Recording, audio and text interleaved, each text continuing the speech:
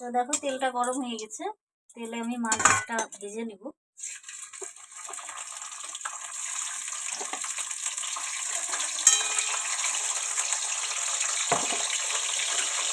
আর এদিকে এই যে বেগুনটা ধুয়ে রেখেছি, এতে দিয়ে দেবো আমি হালকা লবণ আর এই যে হলুদ দিয়ে মাখিয়ে নেব।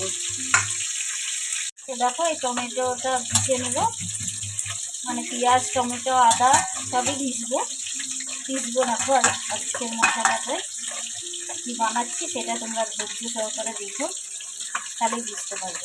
বেগুনটা ভাজা হয়ে গেছে, তুলে নেব।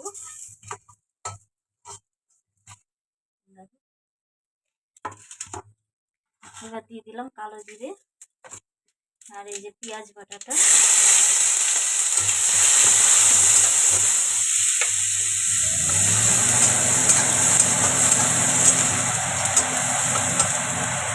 এবার আদাটা দিয়ে দেবো,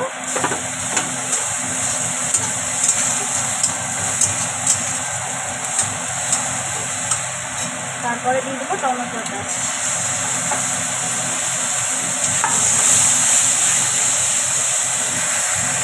দেখো তেলটা ছেড়ে দিয়েছে, এই যে মশলাটা ভিজিয়ে রেখেছিলাম এই যে এটা দিয়ে দেবো।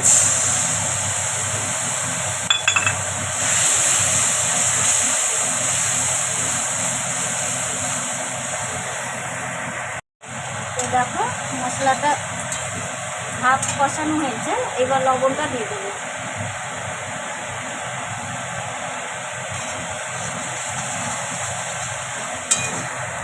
তো দেখো তেল ছাড়তে লেগেছে মশলাটা দিয়ে, তো এবার হালকা জল দেবো।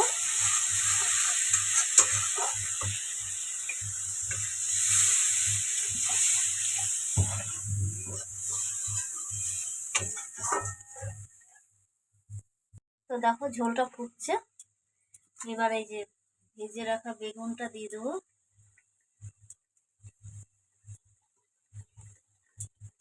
মাছটা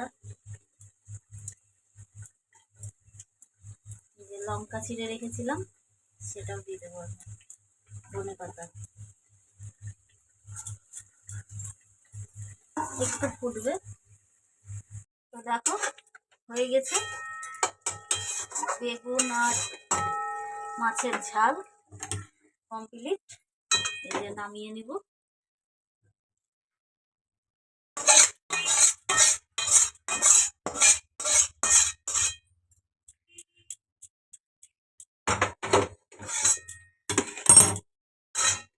দেখো এরকম হয়েছে, খেতে খুব টেস্টি হয়।